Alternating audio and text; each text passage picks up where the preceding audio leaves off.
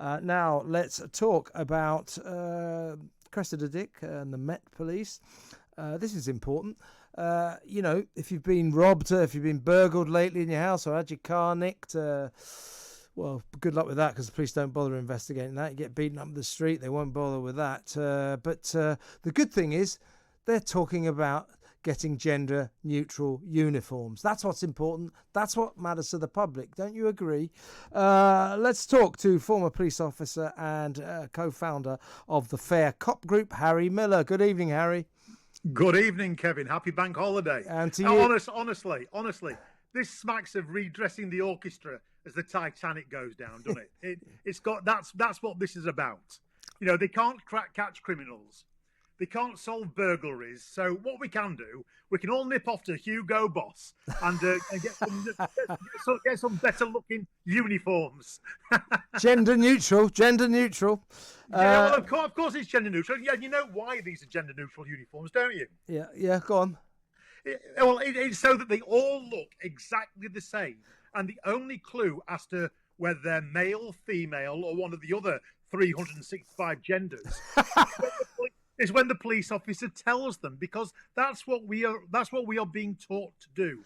A police officer is who they say they are. That's it. So there mustn't be any clue given to the member of the public via the uniform. We've just got to look at this, over militarily dressed clone. Harry, I've got to pull you up here, mate. It turns out that what Cressida and the force are worried about, and this is very important, that if they carry on with these sort of gender uniforms, different uniforms for men and women, it could be in breach of the 2010 Equality Act, and I know that a lot of citizens of this country will be very worried about that. How can it possibly? When I say that, Harry, not a single person will give a damn. It's ridiculous. Nobody does. It's not possible to be in breach of the 2010 Equality Act by dressing people in male and female clothes. It's not humanly possible. Now, how it's possible is when they invite lunatics like Stonewall to come in and pass the law through their particular crazy interpretation of it. So in Stonewall La La Land and Cressida Dick La La Land, yes, of course, uniforms becomes a human rights issue.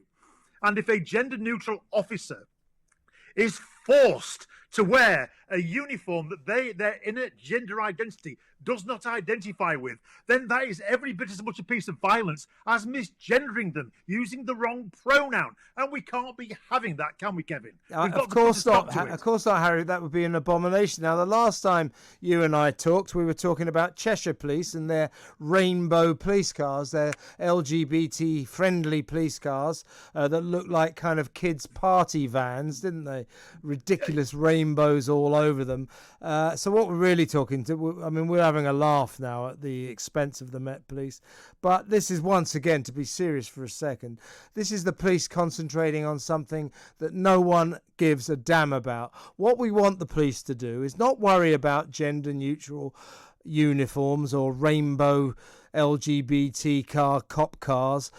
We want them to investigate crimes, to investigate burglaries, to investigate car thefts, to investigate violent crimes, to do what the police are supposed to do. Yeah, I agree. I agree with everything that you say, Kevin, as I normally do, I've got to say. What would be a great start, rather than fixating on gender-neutral uniforms, it would be really great if we had politically neutral uniforms. Now, how would that be as a great sort of a start? To have a uniform that simply said on it, Met Police Officer, and then their PC, their rank and their number, and the little insignia that says they're from the Met, possibly even a thin blue line Union Jack in commemoration of fallen comrades, and leave it at that. Just simply leave it at that. Politically neutral uniforms before gender neutral uniforms. That's what I would say. Well, now, Cressida Dick, the Chief Constable of the Met, she's been slightly controversial. A lot of people say she's utterly useless. And she's fighting for a job. She wants to have her contract renewed. I'm not getting into whether or not she's any good at her job or not. But this kind of thing does seem to me to be typical of her woke right-on regime. She doesn't seem to concentrate on the important aspects of policing. She worries about whether or not the uniforms are gender neutral. She's pandering to her boss, Sadiq Khan. Sadiq Khan has already told us that, London is a great capital city, and part of being a great capital city is you just have to accept lots and lots of violent crime. That we ought to be comparing London not with Bradford or Manchester, but with the other great violent cities like New York. Now, when his priority is gender neutral this and trans that and political the other, it follows that Cressida Dick is going to do exactly the same, and she is. She absolutely is. You look at the way that that she policed the Extinction Rebellion chaos last week. I mean, talk about with kit glove. By the way, Harry, just to interrupt you, and today. I'm looking right now outside the Talk Radio studios. We look right down onto Tower Bridge. The crusties of Extinction Rebellion spent all day dancing and singing all over that bridge, causing untold congestion, while a bunch of cops, quite a few cops in high-vis jackets, just sort of stood there looking at them. Well, of course they stood there because they believe in the Extinction Rebellion political agenda, don't they? They are entirely political. London has got one of the best dressed political police forces in the world, or it certainly will do. Once we get the new order in. That's the problem. I mean, what is that about? The whole thing with Extinction Rebellion is, it seems, according to the Met Police, probably police forces around the country, that it's okay to break the law by blocking the Queen's Highway, ruining people's lives as they try and go about their lawful business. It's okay to do that because you're protesting about climate change, and you're allowed to do anything as long as it's climate change. Yeah, well, since 2003, of course, the police oath changed.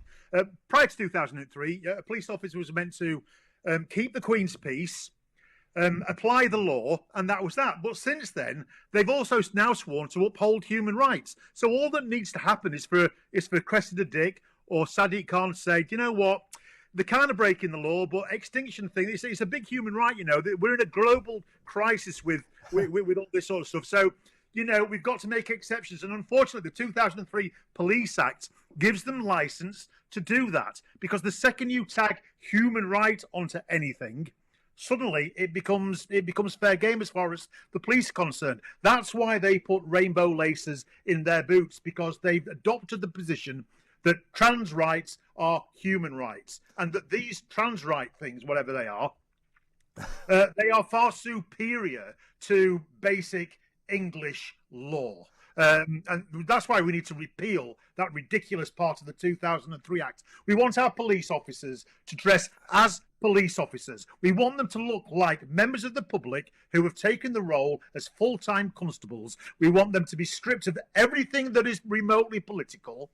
And we want them to look like the men and women that they are.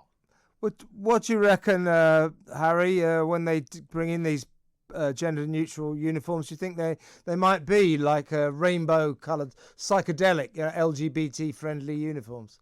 I think it's absolutely inevitable. I think it's inevitable because they've taken the position, haven't they?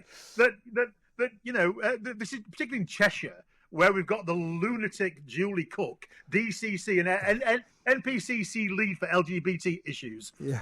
She's the one who's taken this position that if only we had a few more rainbow cars knocking around Wilm's Cheshire, then should on a Friday night, the hateful bigot be wandering around Wilmslow looking for some trans person to hate upon, but happening upon one of these Toy Town cars, they have a Damascene conversion and instantly denounce their cis privilege. That's the theory. It's just, I'll tell you, Harry, you and I will be talking again on more of this madness very soon. But the whole world has gone crazy, particularly our cops. Not Harry, you and I, though, Kevin. Not you and I. Yeah, you should get. We need more cops like you. Get back in the force, mate. Harry, always a pleasure to talk to you. Thanks so much, mate. Harry Miller, former police officer and co-founder of the Fair Cop Group. I'm Kevin O'Sullivan, and this is Talk Radio.